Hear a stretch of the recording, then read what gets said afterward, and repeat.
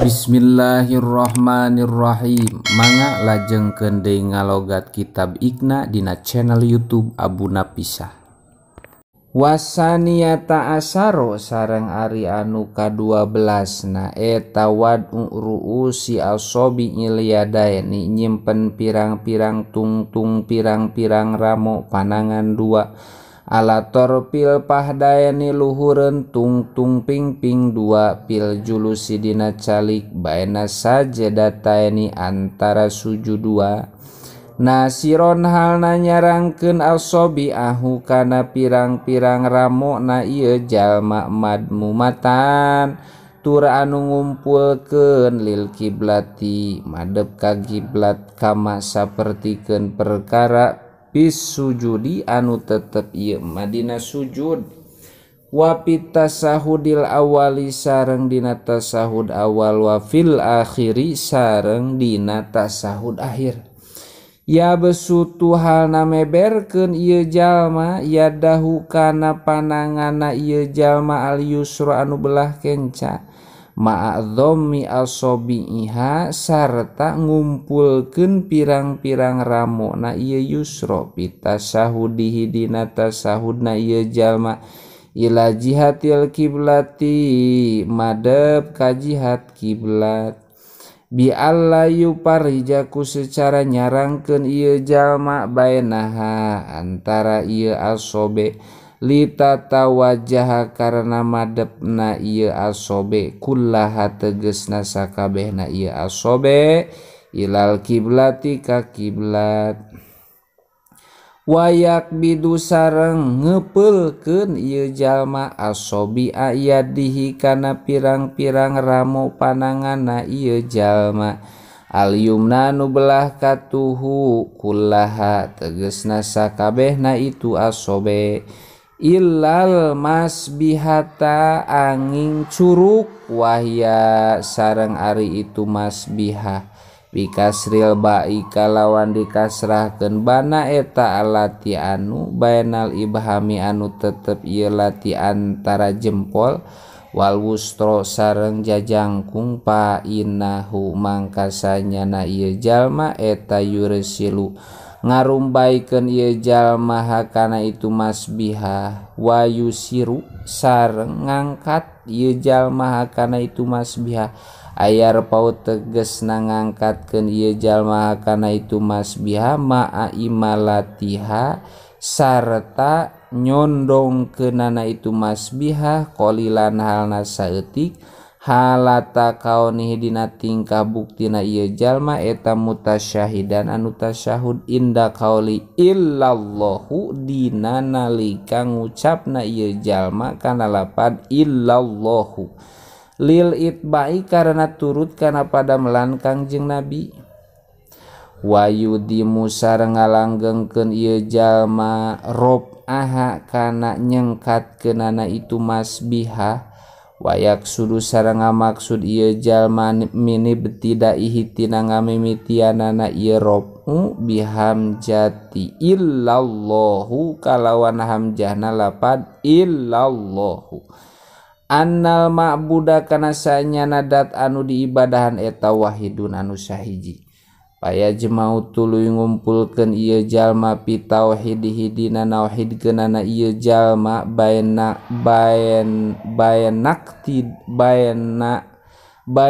tikodihi antara patekadanana ieu jalma wa qaulihi sareng ucapanana ieu jalma wa falihi sareng pagaweanana ieu jalma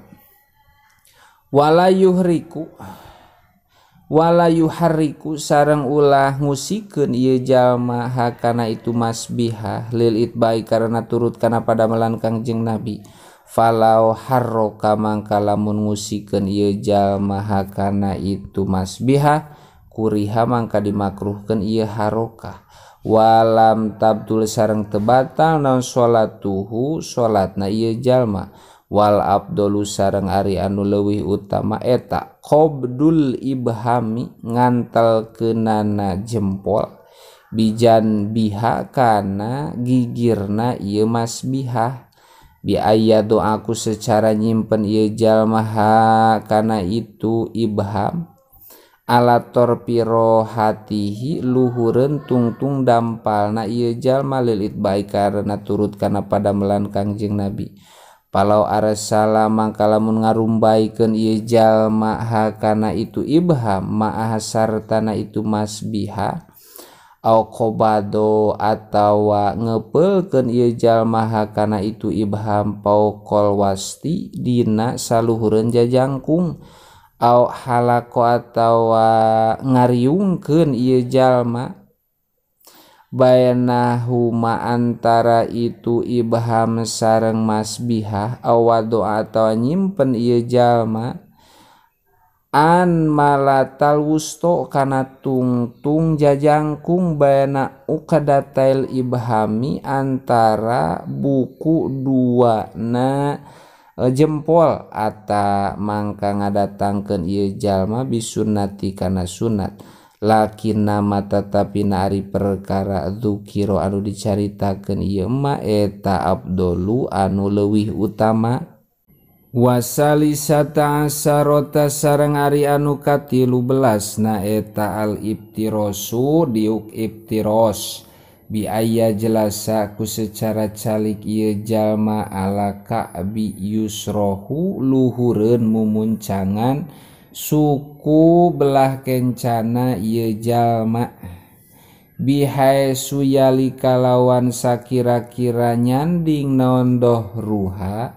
tongongna ieu yusro al arado kana bumi wayun sibu sarengan cegen ieu jalma yumnahu kana dampal belah katuhuna ieu jalma wayadau sareng nyimpen ieu jalma atropa asobihi kana tungtung pirang-pirang ramona ieu jalma minha anu tetep tina itu yumna lil kiblati bari madep ka kiblat yap alu bari migawe ieu jalma dalika kana itu ibtiros bijami jilsati dina sakabehna pirang-pirang warna na calik al khomsati anu 5 ieu jilsat waya sareng ari itu khomsah eta al julusu calik baina sajadataini anu tetep antara sujud dua wal julusu sareng calik li tasahudil awali karena tasahud awal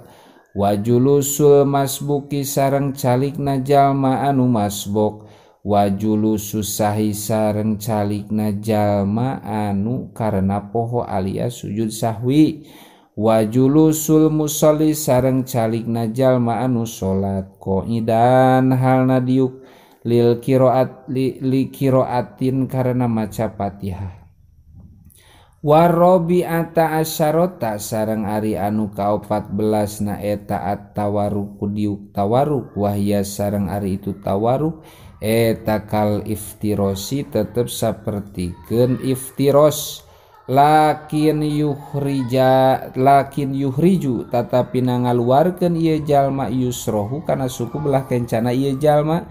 min jihati yaminihi tina palebah suku katuhuna ieu jalma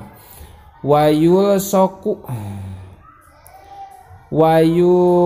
siku sareng ngantelkeun ieu jalma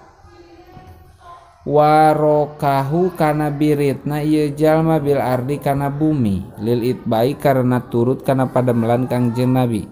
bijil satil akhirati dina calik anu akhir pakot ngan sakikituna wa hikmatuhu sareng ari hikmahna itu tawarruk eta atamiju ngabedakeun baina